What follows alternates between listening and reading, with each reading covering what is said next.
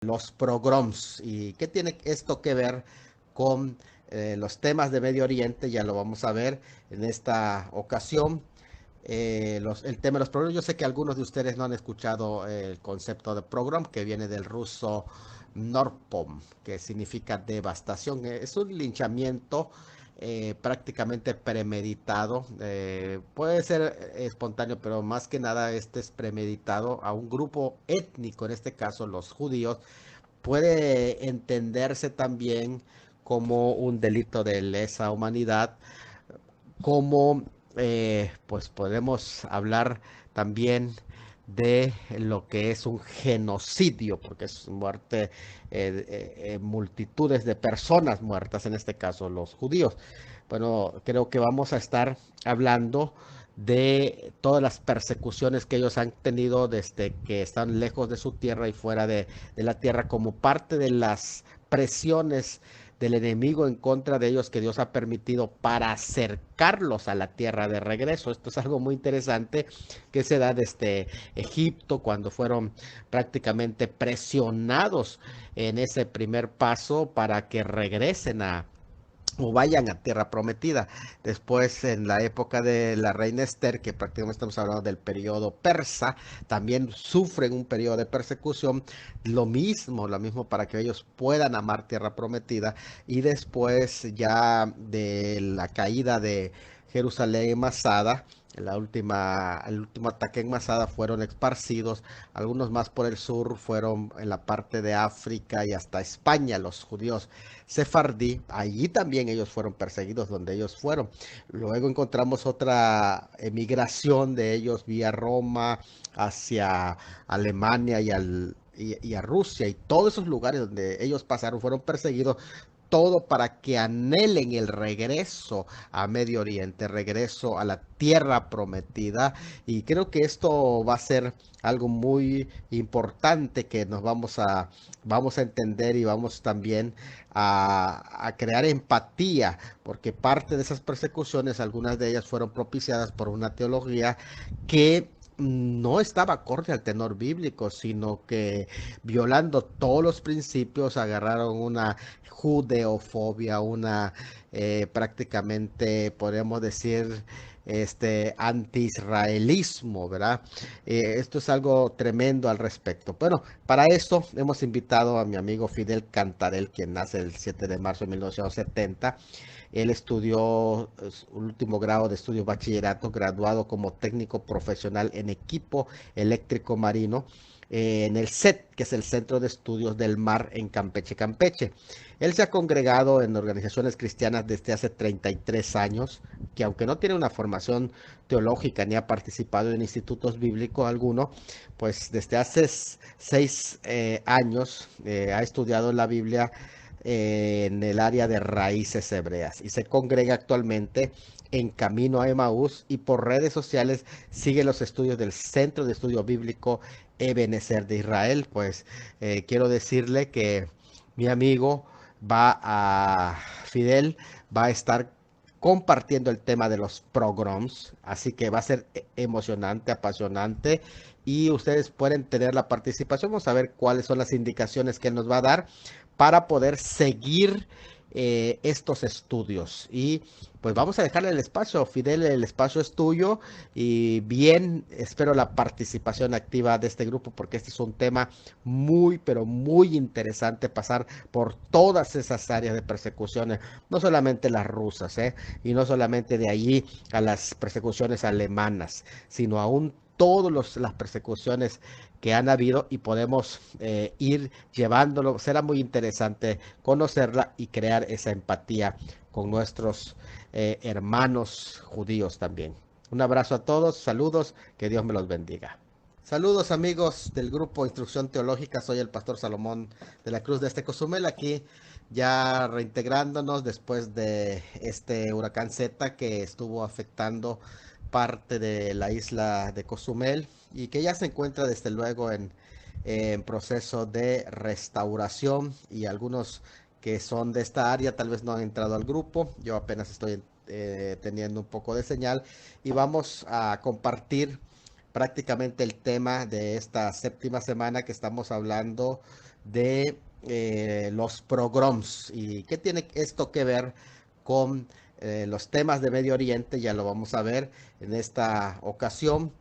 El tema de los pogroms, yo sé que algunos de ustedes no han escuchado el concepto de pogrom, que viene del ruso Norpom, que significa devastación. Es un linchamiento prácticamente premeditado. Puede ser espontáneo, pero más que nada este es premeditado a un grupo étnico, en este caso los judíos. Puede entenderse también como un delito de lesa humanidad, como pues podemos hablar también de lo que es un genocidio, porque es muerte, multitudes de personas muertas, en este caso los judíos. Bueno, creo que vamos a estar hablando de todas las persecuciones que ellos han tenido desde que están lejos de su tierra y fuera de la tierra, como parte de las presiones del enemigo en contra de ellos que Dios ha permitido para acercarlos a la tierra de regreso. Esto es algo muy interesante que se da desde Egipto, cuando fueron prácticamente presionados en ese primer paso para que regresen o vayan a tierra prometida. Después, en la época de la reina Esther, que prácticamente estamos hablando del periodo persa, también sufren un periodo de persecución, lo mismo para que ellos puedan amar tierra prometida. Y después ya de la caída de Jerusalén en Masada, el último ataque en Masada, fueron esparcidos, algunos más por el sur, fueron en la parte de África y hasta España, los judíos sefardí. Allí también ellos fueron perseguidos donde ellos fueron. Luego encontramos otra emigración de ellos vía Roma hacia Alemania y a Rusia, y todos esos lugares donde ellos pasaron fueron perseguidos, todo para que anhelen el regreso a Medio Oriente, regreso a la tierra prometida. Y creo que esto va a ser algo muy importante que nos vamos a entender, y vamos también a crear empatía, porque parte de esas persecuciones, algunas de ellas fueron propiciadas por una teología que no estaba acorde al tenor bíblico, sino que violando todos los principios agarraron una judeofobia, una prácticamente podemos decir anti-israelismo, ¿verdad? Esto es algo tremendo al respecto. Bueno, pero me gustaría compartir lo siguiente.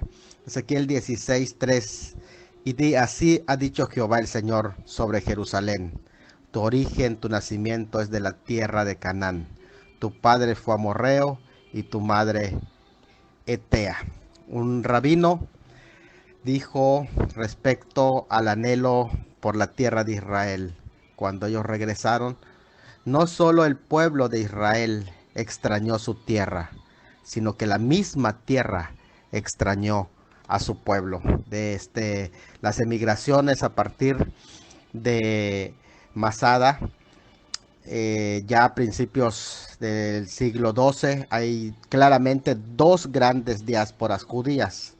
Una de esas diáspora es la islámica en países musulmanes, las cuales abarcaron prácticamente Babilonia, Siria, Persia, España, África del Norte y el lejano Yemen. Pues prácticamente estamos hablando de esta primera inmigración, pero la diáspora en países cristianos europeos también, abarcando Francia, Alemania, Rusia, Ucrania e Italia. Y las dos rutas del contexto de la diáspora, tanto la que se va hacia el norte de África y llega a formar lo que se llama hasta España, los sefardíes, judíos sefardí, como también la que pasa por Grecia, Italia, Alemania y se va hacia Rusia, los judíos que son los askenazis. Todos ellos han sufrido persecuciones como parte de los propósitos permisivos de Dios para ellos.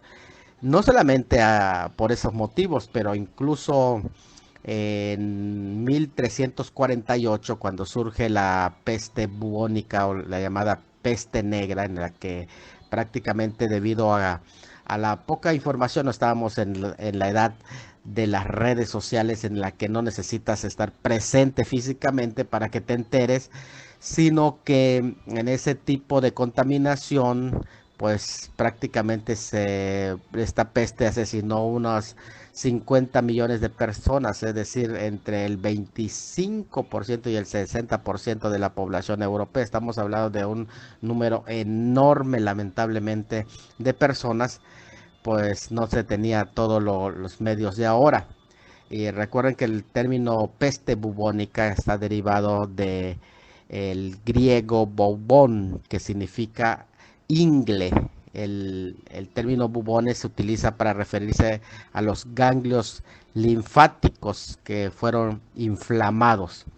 Y esta peste fue prácticamente difícil para los judíos, no porque ellos se hayan contaminado, al contrario, porque ellos no se contaminaron. Una peste que fue producto y trasladado vía las ratas, y a través de algo tan práctico en el judaísmo, que era los rituales de limpieza, higiene que ellos tenían, no se contaminaron. Y por ver la gente que ellos no morían, le echaron la culpa a los judíos y decir que por culpa de ellos vino esa maldición en sus tierras, en la patria de cada una de estas personas, y empezaron pues prácticamente la persecución en contra de los judíos, ya que ellos pues prácticamente no estaban muriendo por la peste bubónica. No solo eso, ustedes conocen la historia de Cristóbal Colón. Ya estamos hablando del siglo XV, y este pues famoso descubridor de América que hace este viaje, no solamente es un viaje de descubrimiento, pero algunos estudiosos ya entienden que se trata de un judío que estaba llevando en esa época de las persecuciones fuertes en España en contra de los judíos, y él estaba llevando a prácticamente de una manera oculta a los judíos de su tiempo, los que podía él hacer por ellos. Ustedes han escuchado de Miguel de Cervantes Saavedra, que escribe el Quijote de la Mancha, judío, y esta persona, algunos dicen que este libro es prácticamente un mensaje al pueblo judío sobre las luchas que ellos tenían que tener en contra de molinos de vientos, de persecuciones que estaban sobre ellos, y algunos incluso lo ponen como un libro profético a lo que ellos iban a experimentar. Esto mismo les llevó a la presión prácticamente de pues lo que nosotros ya conocemos, lo expuse en una ocasión anterior, acerca del momento del antisemitismo que vive Teodoro Herz. Ya conté la historia de Teodoro Herz en otra ocasión, pero en el caso Dreyfus, de Alfred Dreyfus, ustedes lo escucharon, de cómo la gente gritaba muerte a Dreyfus, muerte a los judíos, y él empieza, este Teodoro Herz, a un proyecto que tuvo totalmente rechazo de parte de los judíos más pudientes y muchos otros judíos asimilacionistas, es decir, que ya estaban contentos en tierra extraña a pesar del antisemitismo que ellos vivían. Pero esta es una presión que él vive, y de una manera empieza a levantarse. Todas sus ponencias fueron rechazadas, ustedes lo escucharon ya cuando hablé de la historia de Teodoro Herz, pero hay un pasaje interesante que los analistas estudian, que es precisamente Jeremías 16:16. Jeremías 16:16 dice: he aquí que yo envío muchos pescadores, dice Jehová, y los pescarán. Después enviaré muchos cazadores, y los cazarán por todo el monte y por todo collado y por todas las cavernas de los peñascos. Esto es muy interesante porque algunos toman este pasaje para analizar que Teodoro Herz fue uno de esos cazadores que el Señor les mandó, y que a través de ese mensaje de cazar a los judíos, o de los pescadores, perdón, para poder llevarlos de nuevo a tierra, pero ellos rechazaron ese mensaje. Acuérdense que Teodoro Herzl muere frustrado porque los judíos rechazaron toda su invitación para regresar a tierra prometida. De hecho, lo que provocó esto fue un levantamiento y esto fue lo que provocó precisamente los pogroms ya prácticamente en Rusia, donde surge el libro que ya comenté, igual la historia de los protocolos de los sabios de Sion, que este es un libro pues prácticamente antijudío que se publicó en 1902, precisamente como contrarrestando lo que Teodoro Herzl había invitado. Es interesante esa historia, Teodoro, que es desgarradora de cómo fue rechazado su propuesta de regresar a tierra prometida. Y este libro, Los Protocolos de los Sabios de Sion, que ustedes ya escucharon también la exposición que hablo acerca de este libro, que fue prácticamente este es un plagio de la obra del diálogo en el infierno entre Maquiavelo y Montesquieu, que prácticamente es una crítica al gobierno de Napoleón III. Y este libro, sin embargo, sirvió como manual para que se diera también dentro de lo que es en Alemania. En Alemania corrió como uno de los libros importantes de los nazis para atacar a los judíos, y prácticamente esto que se empezó a manejar para echarle la culpa a este grupo de judíos supuestamente anti todo el mundo, ¿verdad? Y que estos eran con gente que estaba conspirando contra todos. Eso dio producto a lo que se llama el Holocausto, que es donde vienen los cazadores. O sea, el pueblo de Israel rechaza la, la oferta que este pescador, que así le llaman a Teodoro Herzl, y empiezan ahora los cazadores sobre ellos, que los persiguieron por todos montes y collados. El Holocausto prácticamente fue un asesinato sistemático, incluso burocráticamente organizado y auspiciado por el Estado, de 6 millones de judíos por parte del régimen nazi. Ya en 1933, por ejemplo, para comparar esto, la población judía en Europa ascendía a 9 millones y la mayoría de los judíos europeos vivían en lo que es Alemania nazi. Pero para el año 1945, pues prácticamente a través de la solución final, la política nazi había asesinado a 6 millones de ellos. Es tremendo y desgarrador para esta nación, porque cuando tú lees Ezequiel 37 acerca de los valles de los huesos secos y ves todo el horror, el terror a través de las fotografías, y vas leyendo, solo das una lectura de Ezequiel 37 y te das cuenta que se está hablando de Israel como nación. Dice: la mano de Jehová vino sobre mí y me llevó en el espíritu de Jehová y me puso en medio de un valle que estaba lleno de huesos y me hizo pasar cerca de ellos por todo en derredor, y aquí que eran muchísimos sobre la faz del campo, y por cierto secos en grande manera. Y me dijo: hijo de hombre, ¿vivirán estos huesos? Y dije: Jehová, Señor, tú lo sabes. Y me dijo entonces: profetiza sobre estos huesos y dile: huesos secos, oíd palabra de Jehová. Así ha dicho Jehová el Señor a estos huesos: he aquí yo hago entrar espíritu en vosotros y viviréis, y pondréis tendones sobre vosotros y haré subir sobre vosotros carne, y cubriré de piel, y pondré en vosotros espíritu y viviréis, y sabréis que yo soy Jehová.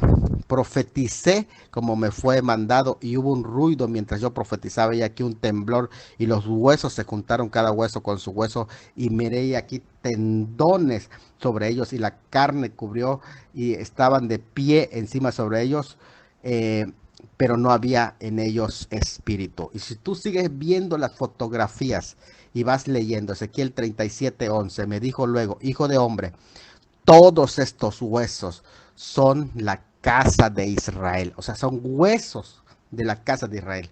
He aquí, ellos dicen: nuestros huesos se secaron y pereció nuestra esperanza.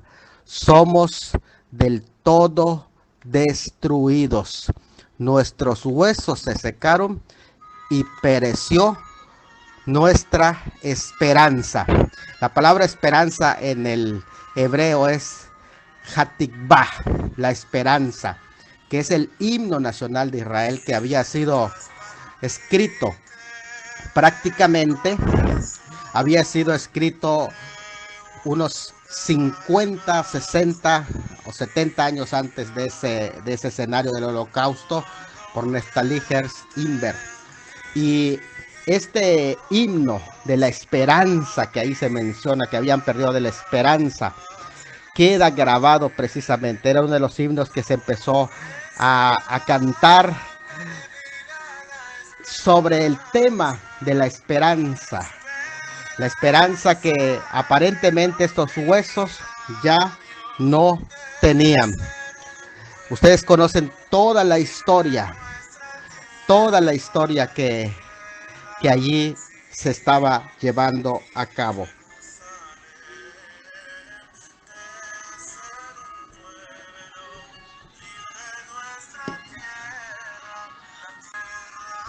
Las historias que de allí surgieron son desgarradoras, como la historia de Anna Frank, esa niña alemana con ascendencia judía, que prácticamente es mundialmente conocida, Annelies Marie Frank, que prácticamente ella y su familia fueron capturados y llevados a distintos campos de concentración, pero que junto con su familia tuvo que mudarse a Ámsterdam.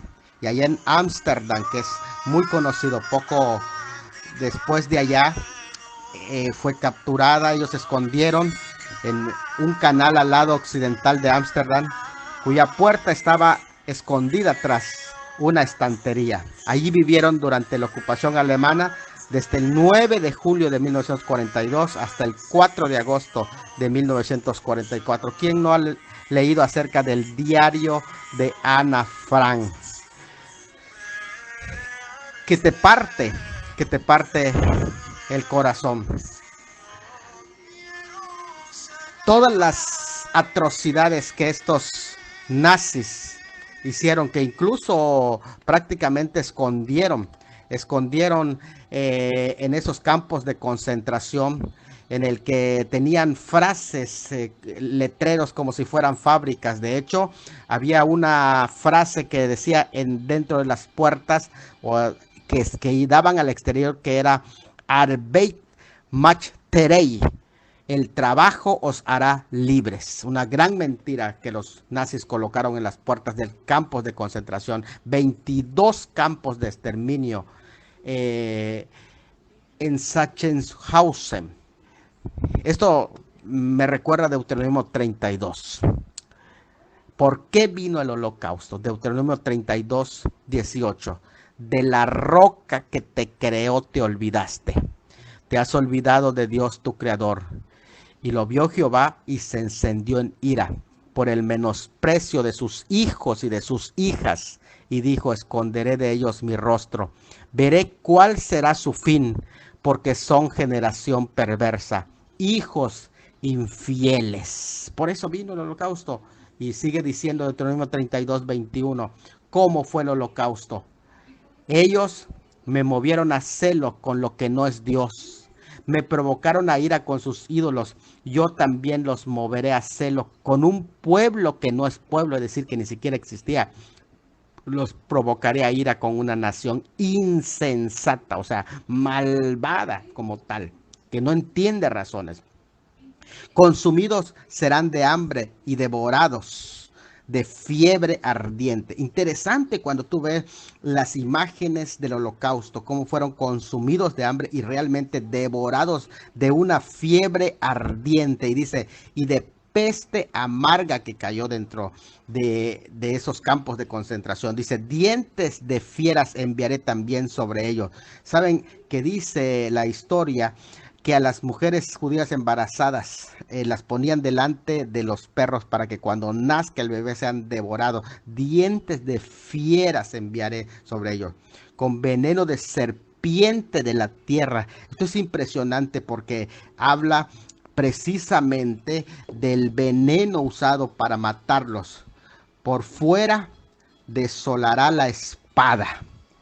De la guerra que se estaba librando precisamente en la Segunda Guerra Mundial, y dentro de las cámaras de espanto. Es impresionante este pasaje cuando habla de las cámaras de gas, le llama cámaras de espanto, así al joven como a la doncella, al niño de pecho como al hombre cercano.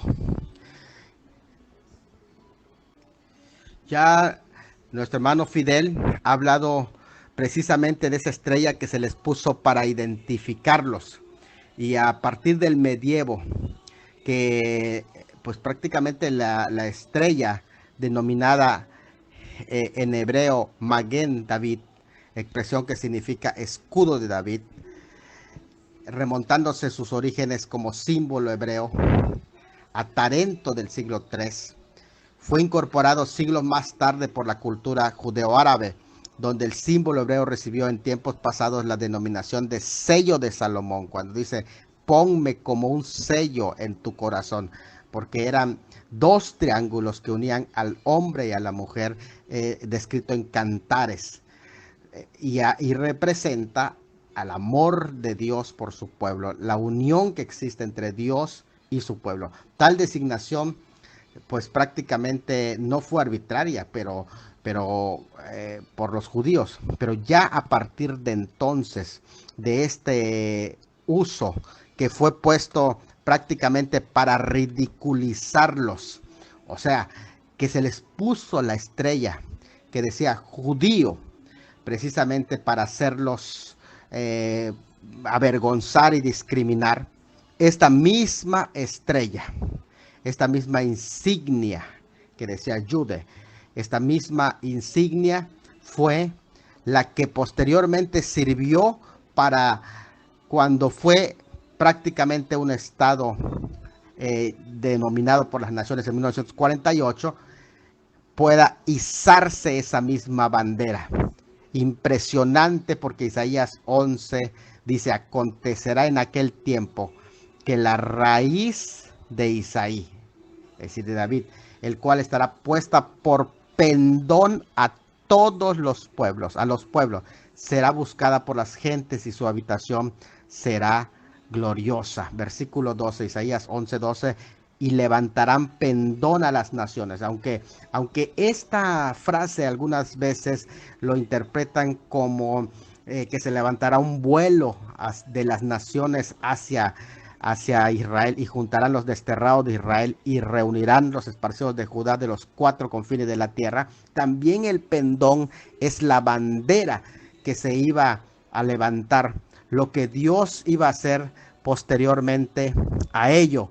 Y es precisamente después de esto que vendrían esos los llamados juicios de Nuremberg, que ya se ha hablado, pero que a través de esta bandera que se le llama prácticamente como el sello de Salomón, la unión entre Dios y su pueblo, que iba a ser mostrada a todas las naciones. Isaías 49:22, así ha dicho Jehová el Señor, he aquí yo tendré mi mano a las naciones y a los pueblos, levantaré mi bandera y traerán en brazos a tus hijos y tus hijas serán traídos en hombro. Salmo 105, 8-11. Se acordó para siempre de su pacto, de la palabra que mandó para 1000 generaciones, la cual concertó con Abraham, y de su juramento a Isaac. La estableció a Jacob por decreto, a Israel por pacto sempiterno, diciendo, a ti te daré la tierra de Canaán como porción de vuestra heredad.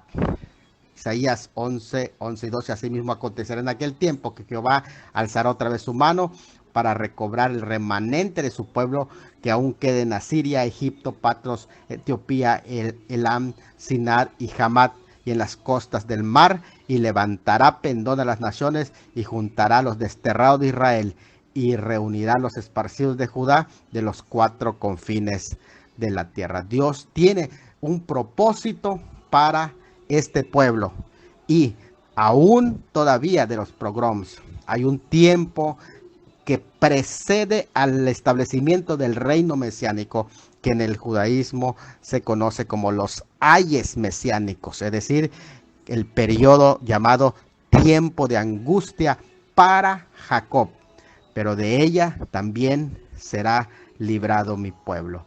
Que Dios les bendiga.